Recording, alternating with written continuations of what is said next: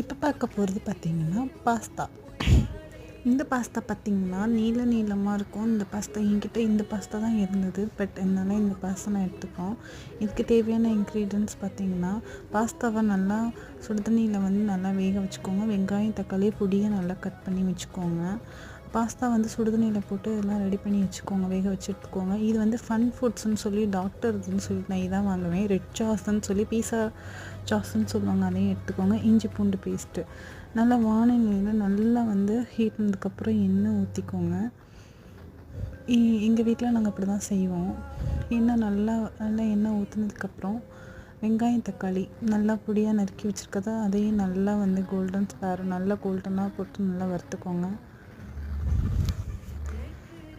நல்லா வறுத்ததுக்கப்புறம் நான் லைட்டாக உப்பு போட்டுக்கோங்க. அதையும் நல்லா வறுத்துட்டு நான் சொன்ன அந்த பாஸ்தா சாஸ் இருக்குது பாருங்களேன், அந்த சாஸையும் போட்டுட்டு நல்லா எவ்வளோ தேவையோ அவ்வளோ போட்டுக்கோங்க. இதுதான் இந்த பாஸ்தாக்கான டேஸ்ட்டு கொடுக்குறதே இந்த இது தான்.